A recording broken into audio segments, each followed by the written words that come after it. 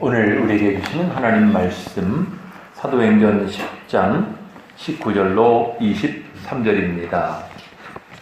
우리 한 절씩 교독하시겠습니다.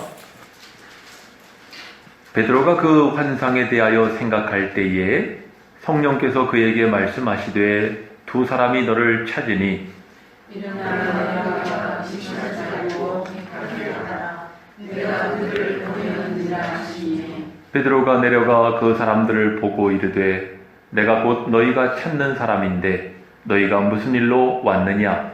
그들이 대답하되 백부장을 보내려는 의인이요 하나님을 보내는 사람이라. 유대 온 족속이 칭찬하더니 그가 거룩한 천사의 지시를 받아 당신을 그 집으로 청하여 말을 들으려 하느니라 하는데 베드로가 불러들여 유숙하게 하니라. 이튿날 일어나 그들과 함께 갈새 욥바에서 온 어떤 형제들도 함께 가니라. 금년도 우리 교회 표어는 말씀과 성령이 이끄시는 교회죠. 이 금년 한 해 동안 이 같은 제목으로 세 번째 설교를 하게 됩니다. 특히 우리가 10월 들어서 이제 사사분기가 시작이 되었는데요. 이 사사분기를 맞으면서 과연 우리 교회는 말씀과 성령이 이끄시는 교회였는가 하는 것을 생각해 보게 되는 것이지요. 또 우리 성도들 개인으로 본다면 나는 지금까지 말씀과 성령의 이끌림을 받아왔는가 하는 것을 생각해 봐야 할 줄로 생각합니다. 우리가 성경을 읽을 때나 이렇게 설교 말씀을 들을 때나 어떤 일을 만났을 때 주님께서 나에게 말씀을 주시는구나 하고 과연 깨달음이 있느냐라고 하는 거예요. 또 그런가 하면 과연 이 일을 통해서 성령께서 나를 이끄시는가, 이끄시는구나 하고 이것을 깨달았느냐 하는 것입니다. 이러한 바로 인도하심에 대한 깨달음과 느낌을 갖는다면 그것은 곧 주님의 은혜인 것이고 또 주님 주시는 위로이고 소망이라고 말할 수 있겠습니다. 반면에 신앙생활을 하면서도 이러한 느낌이나 깨달음이 없다고 한다면 그렇다면 내가 지금도 자기 중심으로 살고 있구나 하는 것을 우리가 회개해야 되겠지요. 그러면서 하나님이 인도하시도록 이끌어 주시도록 우리는 간절히 사모해야 할 줄로 믿습니다. 오늘 우리가 함께 읽었던 본문은 바로 사도행전 10장의 말씀이지요. 여러분들 사도행전 10장 그러면 고넬료 사건을 말씀하고 있어요. 특히 이 사도행전 10장은요. 말씀과 성령으로 이끌림을 받은 이 두 사람을 우리에게 소개하고 있습니다. 한 사람은 이방인 백부장 고넬료요. 또 한 사람은 사도 베드로입니다. 이 고넬료가 환상 가운데 주의 사자를 만났어요. 그리고 그 음성을 듣게 되었죠. 그 주의 사자의 음성은 무엇이었는가? 그 내용을 보시면은 내 기도와 구제가 하나님께 상달되었다는 것이고 기억하신 바 되었다는 것입니다.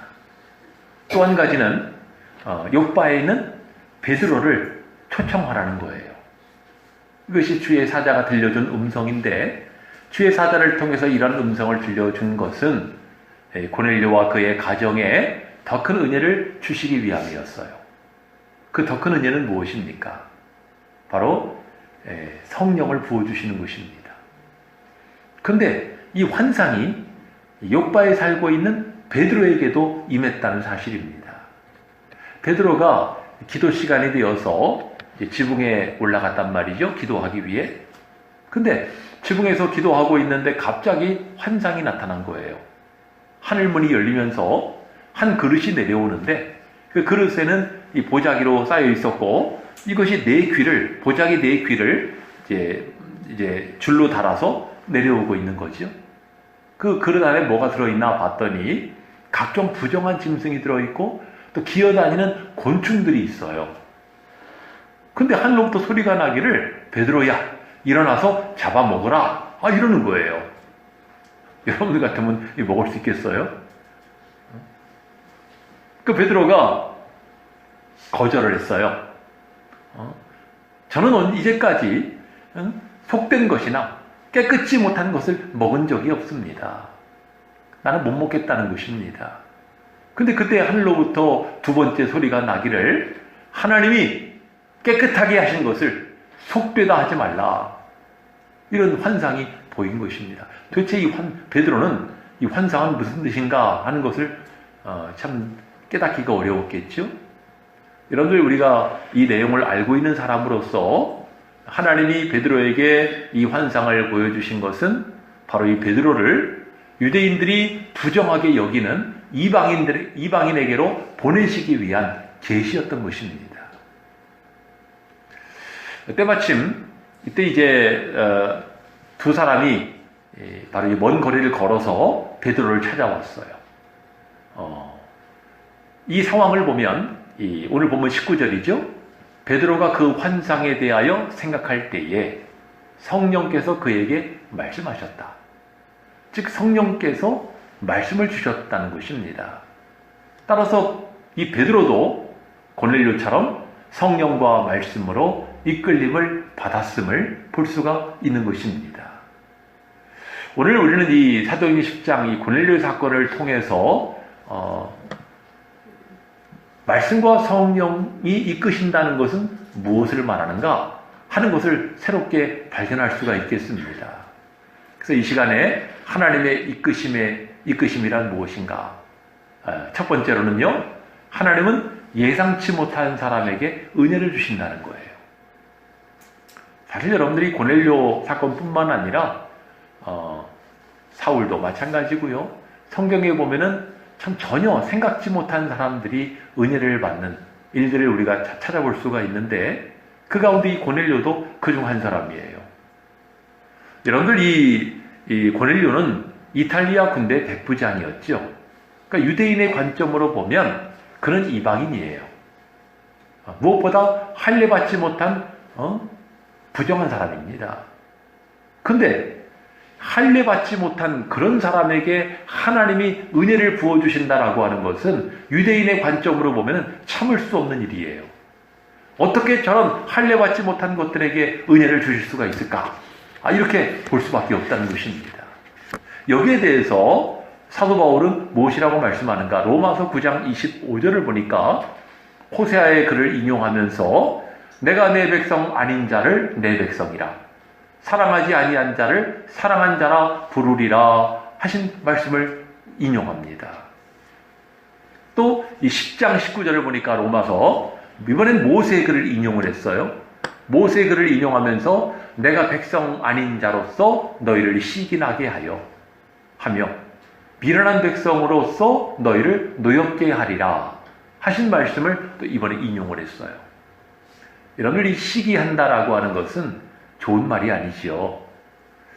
지난 시간에 우리가 살펴본 가인도요, 동생에 대해서 시기했잖아요.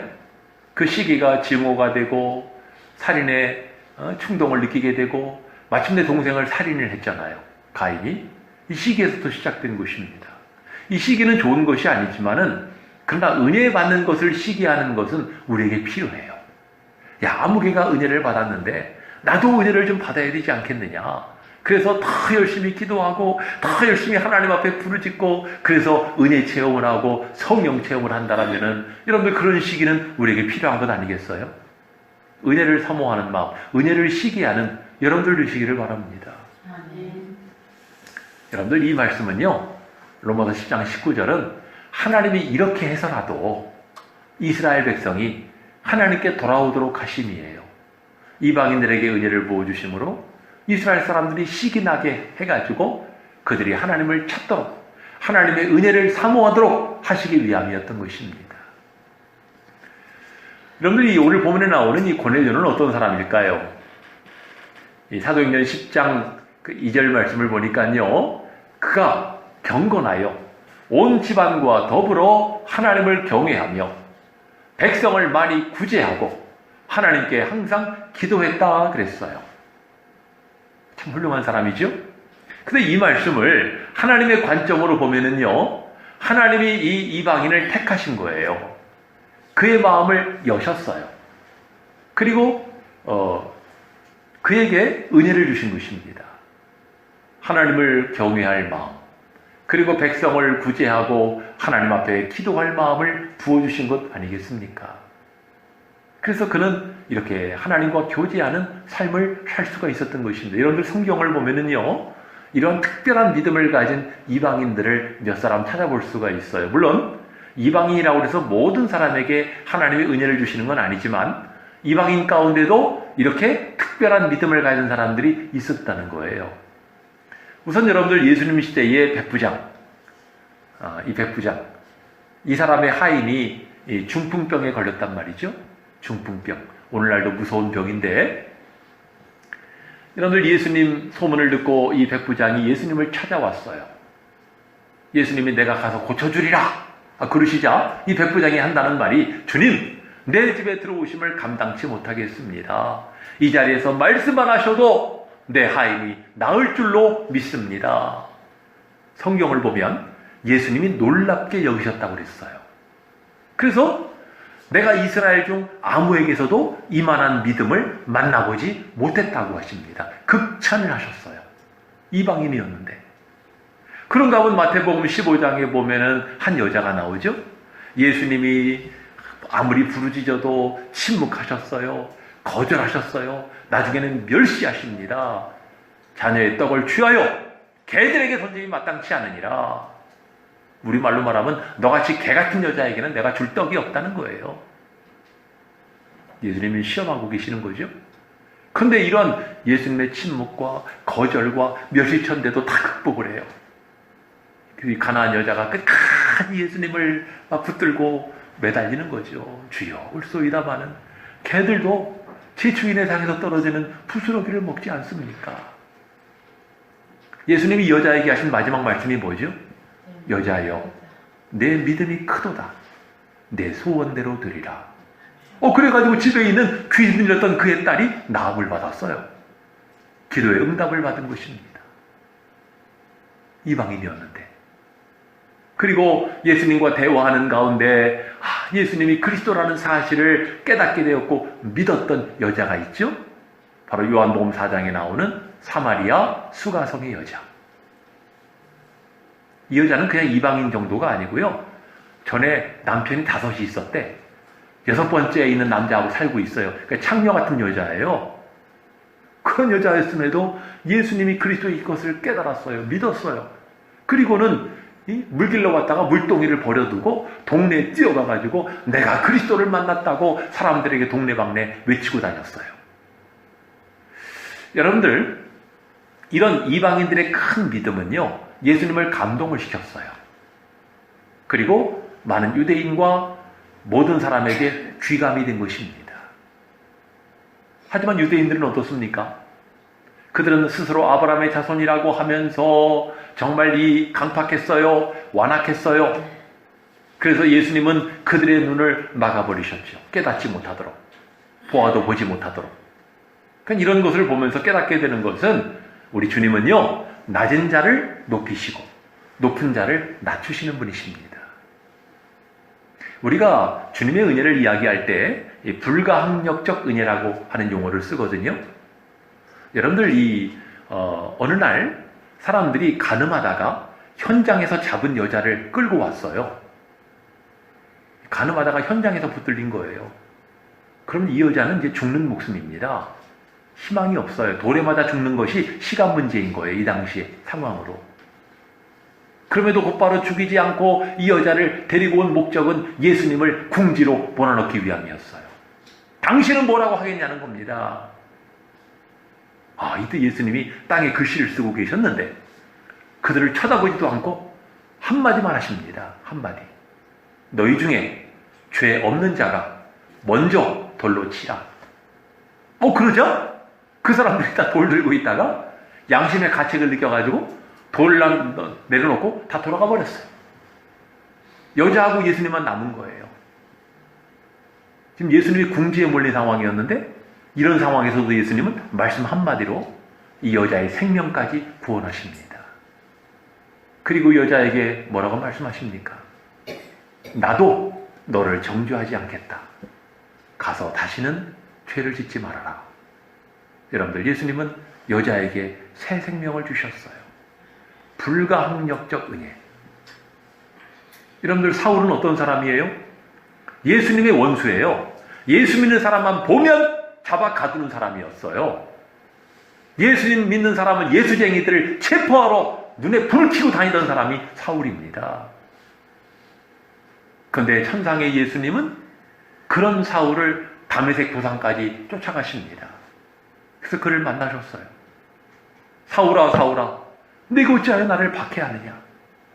그러면서 그 예수님의 원수였던 사울을 깨닫게 하시고 회개하게 하시고 그리고 주님의 종으로 주님의 사도로 삼으신 것입니다. 불가항력적 은혜. 오늘 이 시대를 살고 있는 저나 여러분은 이런 불가항력적 은혜 가운데 살아가는 사람들이에요. 불가항력이라는 말은 사람의 힘으로 어찌할 수 없다는 말입니다. 내 힘으로 어찌할 수 없는 그런 은혜 속에서 살아가고 있는 우리들인 것입니다. 이 자리에 계시는 여러분이나 저는요, 참 이렇게 하나님 앞에 모여서 예배를 드릴 수 있다라고 하는 것, 이 하나님의 큰 은혜예요. 여러분들, 세상에 얼마나 많은 사람들이 살아갑니까? 근데 그 많은 사람들 가운데 주님은 저와 여러분을 택하신 거예요. 우리가 잘나서 택했습니까? 우리가 뭐 위대해서 택했습니까? 세상에는 우리보다 더 착하고 더 훌륭한 사람들 많아요. 하지만 그럼에도 불구하고 우리 같은 사람을 택하셨다는 사실입니다. 여러분들, 뭐 제가 저를 봐도 그렇고 여러분도 그렇지 않겠어요? 얼마나 우리가 허물이 많아요. 부족함이 많습니까? 남이 아는 것도 있지만 모르는 것도 많아요. 정말 하나님 앞에 어떻게 보면 은혜 받을 만한, 천국 갈 만한 자격이 없는 사람들이에요. 내가 살아온 걸 돌아보면. 그럼에도 주님은 그런 나를 버리지 않으시고 끝까지 붙들어 주시는 것을 생각할 때에 얼마나 감사합니까? 여러분들, 오늘 말씀 제목과 같이 우선 여기까지 말씀과 성령으로 이끌어 주신 은혜에 감사하시기 바랍니다.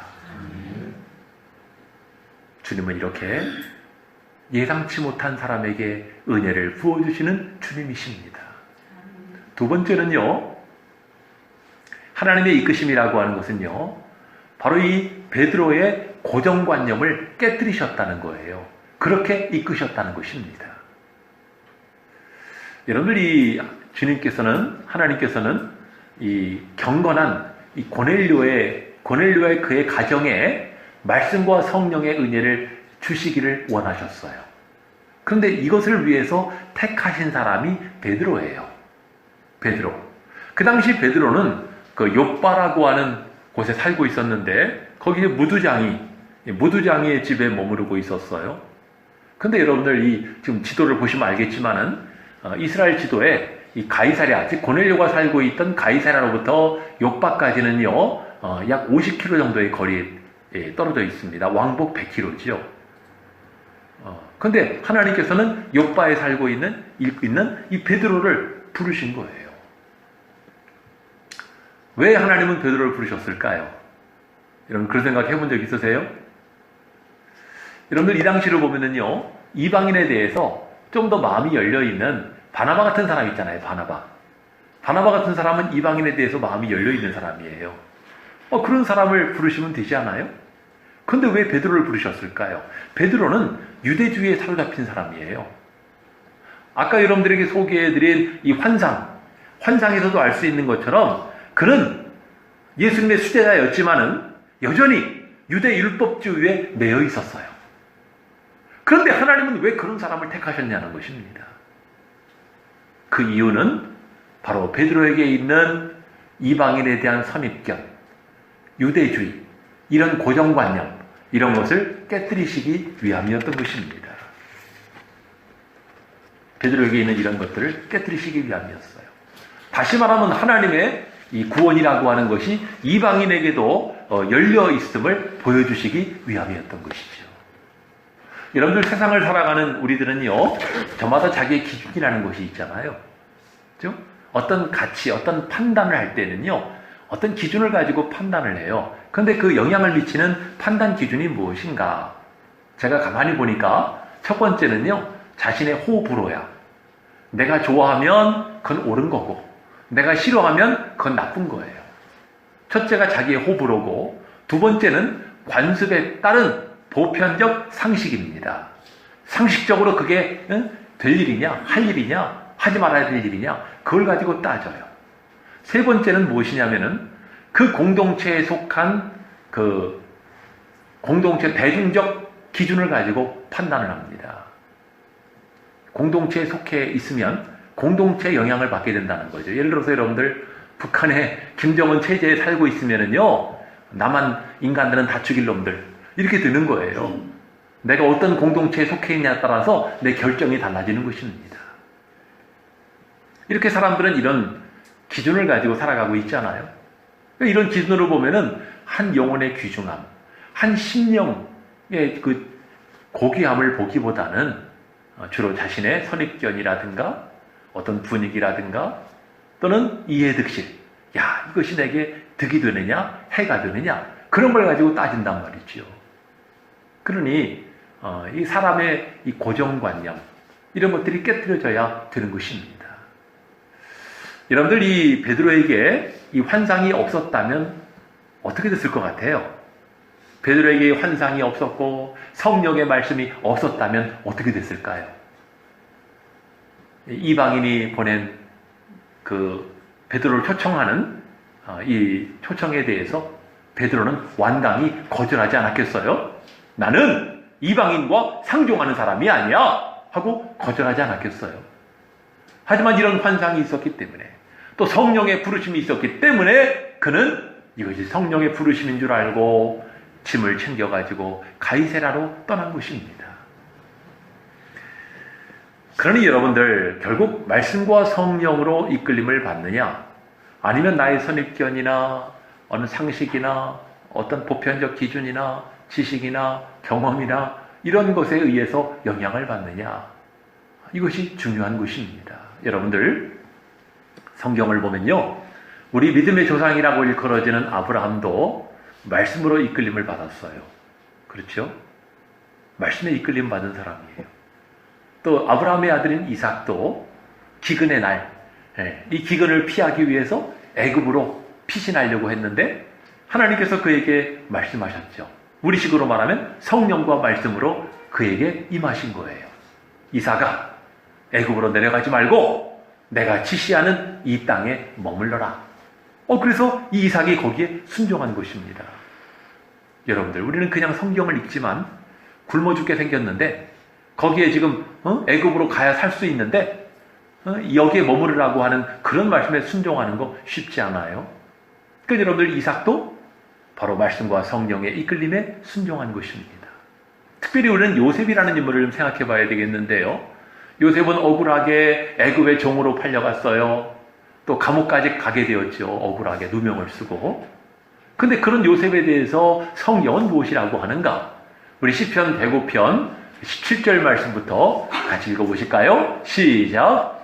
그가 한 사람을 앞서 보내셨으며 요셉이 종으로 팔렸도다.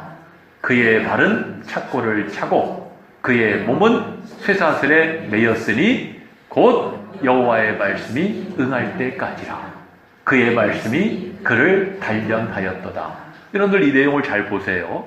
그럼 요셉을 애굽으로 보낸 이가 누굽니까? 하나님이신 거예요. 그가 한 사람을 앞서 보내셨다고 그랬으니까 하나님이 보내신 거잖아요. 물론 표면적으로는 형들이 자기를 미워해가지고 종으로 팔아버린 것이지만은 그러나 실질적으로는 하나님이 보내셨다는 것입니다. 애굽에서 고난을 당하고 누명을 쓰고 감옥까지 가게 되었어요. 이런 고난을 겪은 것도 역시 하나님의 섭리 가운데 이루어졌다는 것입니다. 그 목적이 뭐예요? 그 결과가 뭐예요? 그의 말씀이 그를 단련하였도다. 말씀으로 그를 단련하시기 위함이에요. 여러분들, 이 말씀과 성령이라고 하는 것은요, 어떤 면으로 보면 멍에와 같아요. 멍에. 여러분들 멍에가 뭔지 아시죠? 밭을 갈거나 어떤 일을 하기 위해서 소나 말에, 목에 씌우는 굴레입니다. 굴레. 그걸 멍에라고 그래요. 이 사전을 찾아보면은요, 또 다른 의미가 있는데, 그것은 사람의 마음이나 행위에 있어서 쉽게 빠져나올 수 없도록 억압하고 구속하는 것을 비유적으로 일컫는 말이다. 이렇게 풀이가 되어 있어요. 사람의 마음이나 어떤 행동에 있어서 쉽게 거기서 벗어나지 못하도록 구속하고 억압하는 것. 이걸 비유적으로 이야기할 때 멍에다. 이렇게 이야기를 합니다. 여러분들, 우리는 살면서 저마다의 멍에를 지고 살아가요. 뭐 성경적인 용어로는 십자가이겠지만은 멍에를 지고 살아가죠. 그런데 대부분의 멍에는요, 참 돈이 많으면 사람들이 해결할 수 있다고 생각을 해요. 돈이 많으면.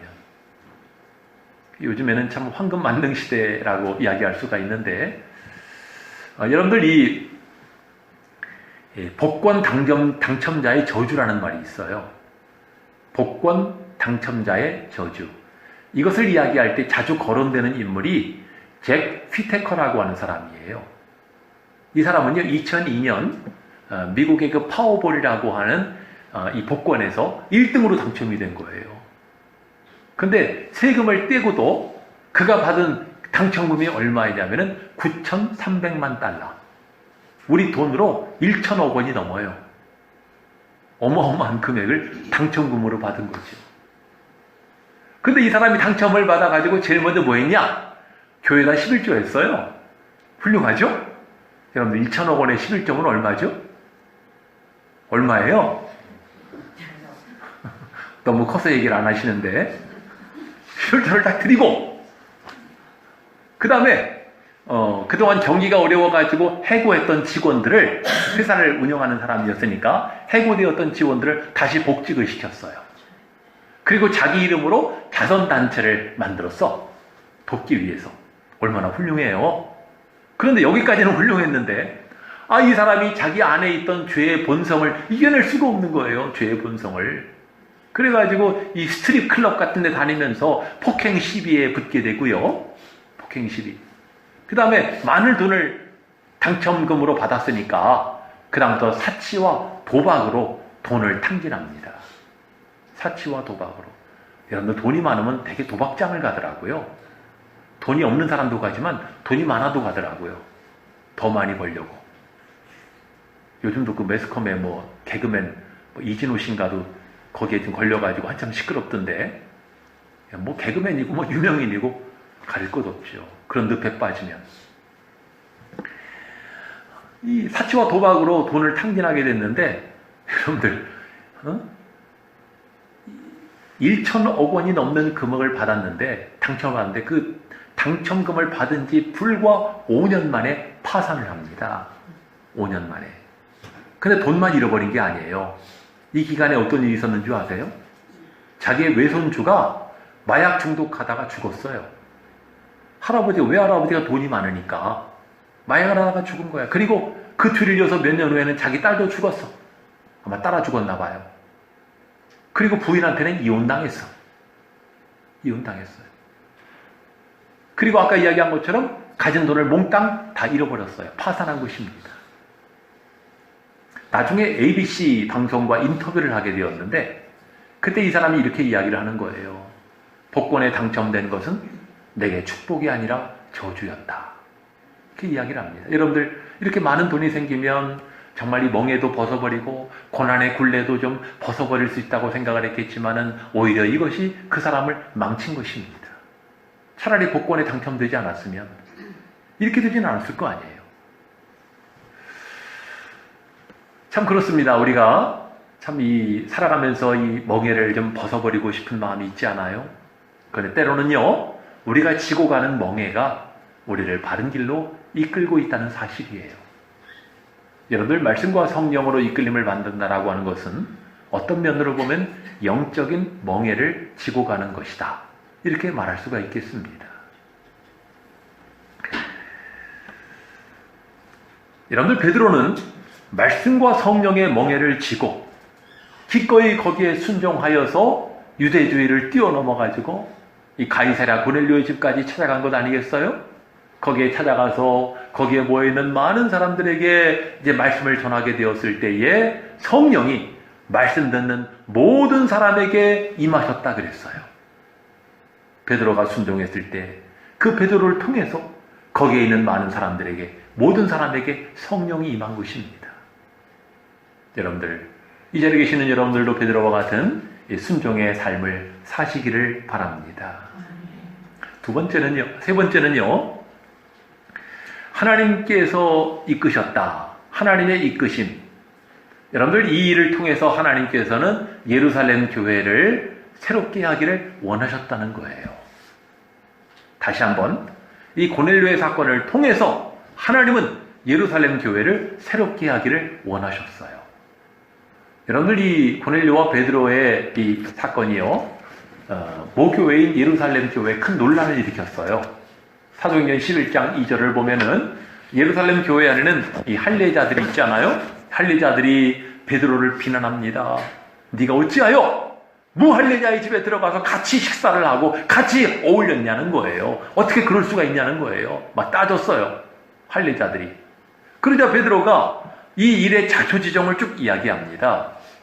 그러면서 마지막으로 11장 17절에서 뭐라고 이야기했는지 같이 읽어봅시다. 시작. 그런즉 하나님이 우리가 주 예수 그리스도를 믿을 때에 주신 것과 같은 선물을 그들에게도 주셨으니 내가 누구이기에 하나님을 능히 맡겠느냐 하더라. 우리가 지난날 오순절 성령 충만함을 받지 않았냐. 근데 그 똑같은 것이 그들에게 임했다는 것입니다. 내가 누군데 맡겠냐는 거예요. 이 말을 듣자 할례자들은 잠잠할 수밖에 없었어요. 그리고 이방인에게도 회개할 믿음을 주신 것에 대해서, 생명을 얻는 회개를 주신 것에 대해서 그들은 하나님께 감사하고 찬양한 것을 나타내고 있습니다. 여러분들, 이 사건은 여기서 일단락됩니다. 일단락돼요. 그런데 바로 이어지는 내용을 보면은요, 바로 이 안디옥 교회가 세워지는 사건이 등장을 해요. 그런데 그 일에 예루살렘 교회가 굉장히 주도적인 역할을 합니다. 이 안디옥 교회는 이방인의 교회잖아요. 이방인의 교회가 세워지는데 예루살렘 교회가 적극적으로 지원을 한 거예요. 바나바를 파송을 해서. 그러니까 이것은 무엇을 말하느냐 하면은 결과적으로 이 고넬료의 사건은 베드로뿐만 아니라 예루살렘 모 교회를 새롭게 하시는 하나님의 은혜였어요. 그리고 나아가서 이방인의 교회를 돕는 그런 교회로 만드시고자 하는 하나님의 계획이었던 것입니다. 고넬료 사건을 통해서 먼저는 베드로를 변화시키시고, 그 베드로를 통해서 예루살렘 교회가 변화되게 하시고, 그 변화된 예루살렘 교회가 안디옥 교회, 이방인의 교회를 지원하는 일에 적극적으로 협력한 거예요.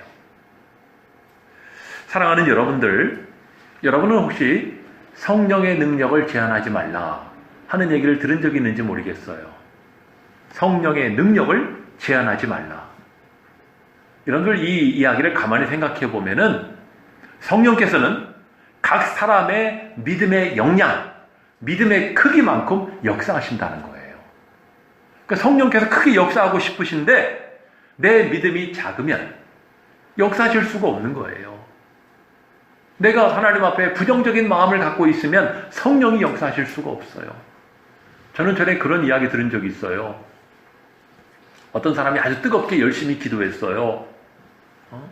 간절히 기도했는데 어느 날 성령의 은사가 그에게 임하게 되었단 말이에요. 갑자기 막 입이 열리면서 방언이 막 나오려고 그래. 처음에 방언이 나오면 막 이상한 말이 나오잖아요. 그러니까 이 사람이 워낙 지식이 없었나 봐요. 그래가지고 자기 입에서 막 방언이 나오려고 하니까 자기 입을 틀어막으면서 야, 내가 미치려고 그러나 봐. 그러면서 자기 입을 틀어막았어.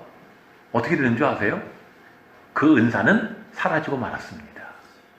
그에게 임하지 않았어요. 여러분들, 성령의 능력을 제한하면 성령은 역사하실 수 없어요. 따라서 우리 각 개인이 얼마만큼의 믿음의 역량을 갖고 있느냐, 그 교회가 얼마만큼의 믿음의 크기를 갖고 있느냐에 따라서 성령의 역사가 달라지는 것입니다. 만약에 성도 한 사람이나 교회가 크게 역사하지 못한다고 한다면은 그 이유는 말씀과 성령이 문제가 있는 것이 아니고 그 사람이나 그 교회가 가진 믿음의 역량, 크기의 문제인 것입니다. 여러분들, 오늘 우리는 베드로의 생각을 깨뜨리시고 나아가 이 예루살렘 교회의 고정관념을 깨뜨리시고 그들을 이끄셨던 말씀과 성령이 오늘 우리의 생각을 바꾸어 주시고 오늘 우리의 낡은 가죽부대와 같은 우리의 영성을 깨뜨려 주시기를 여러분들 간구하시기 바랍니다. 나의 이것이 깨어져야 돼요. 큰 믿음의 사람이 되어야 됩니다. 여러분들, 오늘 우리에게는요, 두 가지 질문이 앞에 있다고 할 수 있겠습니다. 그 첫 번째는 나에게 말씀과 성령의 이끄심이 있는가라고 하는 것입니다. 이 표현은, 이 질문은요, 다시 이야기하면 하나님께서 말씀과 성령으로 나를 이끄시는가라고 하는 거예요. 이를 위해서 우리는 하나님께 집중해야 되는 것이고 늘 하나님 앞에서 살기를 힘써야 할 줄로 믿습니다. 두 번째 질문은요, 비슷한 것 같지만 달라요. 지금 나는 말씀과 성령의 이끄심을 받는가라는 질문이에요. 이 질문은요, 지금 내가 이 말씀과 성령의 이끄심에 순종하느냐는 질문입니다. 처음 질문은 하나님이 이끄시는가라는 질문이고 두 번째 질문은 그 이끄심에 내가 순종하고 있느냐라고 하는 질문인 거예요. 여러분들 지난 시간에 소개해드렸던 가인이나 사울왕은요, 말씀과 성령의 이끄심에 순종하지 않았어요. 순종하지 않았어요. 그러니 여러분들, 말씀과 성령으로 이끄시는 것도 중요하지만 그 이끄심 앞에 순종하는 것은 더더욱 중요한 것입니다. 여러분들이 말씀과 성령의 이끄심에 순종해야 여러분들의 삶이 변화가 되어지는 것이고 여러분들이 영적인 많은 열매를 맺는 것 아니겠습니까? 그러니 결과적으로 우리는 누구의 손에 이끌리느냐, 누구의 손에 사로잡히느냐 하는 것입니다.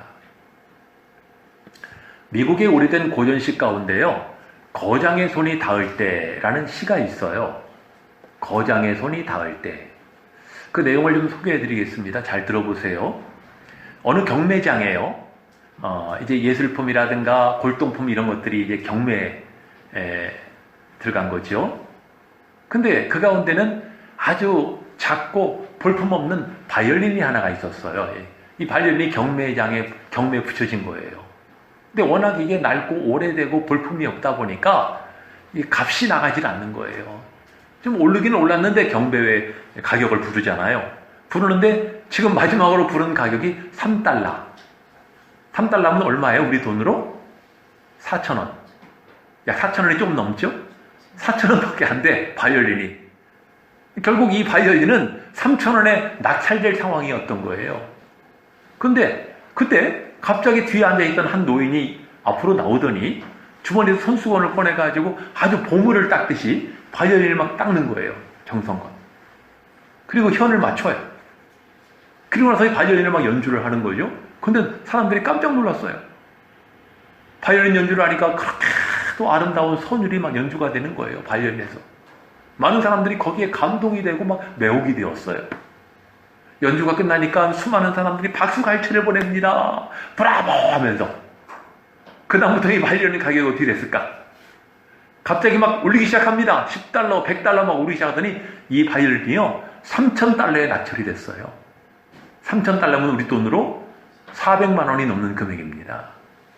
4,000원에 팔릴 바이올린이 400만 원 넘는 가격에 낙찰이 된 거예요. 여러분들 생각해 보세요. 이 바이올린은 연주하기 전이나 후나 똑같아요. 달라진 건 없어요.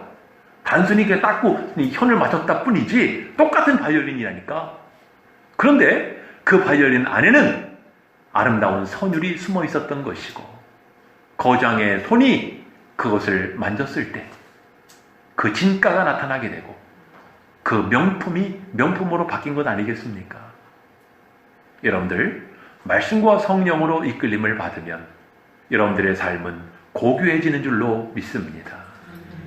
말씀과 성령으로 이끄심을 받는 교회는 하나님의 능력과 성령이 충만하게 되는 줄로 믿습니다. 여러분 2024년이 얼마 남지 않았어요? 남은 이 한 해, 그리고 여러분들의 남은 여생, 말씀과 성령으로 이끌림 받으시기를 바랍니다.